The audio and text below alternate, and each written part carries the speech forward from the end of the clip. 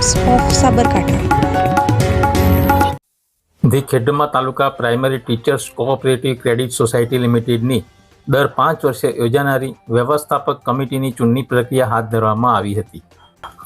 Primary ટીચરોની મોટી આર્થિક network ધરાવતી સોસાયટીની 13 બેઠકો માટે 42 ઉમેદવારોએ પોતાની ઉમેદવારી નોંધાવી હતી, જેમાં ફોર્મ ચકાસણી દરમિયાન 4 ઉમેદવારોના ફોર્મ રદ કરવામાં આવ્યા હતા અને 1 ઉમેદવારે પોતાનું ફોર્મ પાછું ખેંચતા હવે 37 ઉમેદવારો વચ્ચે ચૂંટણી જંગ ખેલાશે.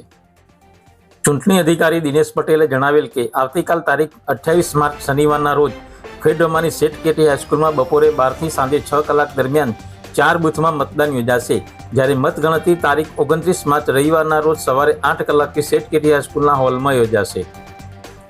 સમગ્ર ચૂંટણી પ્રક્રિયા દરમિયાન 20 કર્મચારીઓ સહિત મદદનીશ ચૂંટણી અધિકારી તરીકે મુકેશ ચૌહાણ ફરજ બજાવી રહ્યા છે.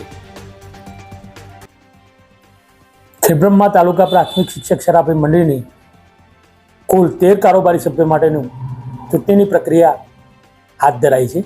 એ અંતર્ગત કુલ 42 ઉમેદવારોએ અહીંયા ફોર્મ ભર્યા હતા, એમાંથી 4 ફોર્મ રદ થયા હતા, એટલે 38 ઉમેદવારો બાકી રહ્યા હતા. તમે છેલ્લા દિવસે એક ઉમેદવાર ફોર્મ પાછું ખેંચતા 37 ઉમેદવારો આ ચૂંટણી પ્રક્રિયામાં ઉમેદવારી નોંધાવેલી છે.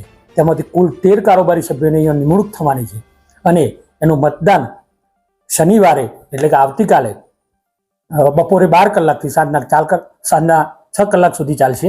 ત્યારબાદ રવિવારે સવારે 8 વાગ્યાથી મતગણતરી પ્રક્રિયા ચાલુ કરવામાં આવશે. Bureau report, times of Sabarkantha.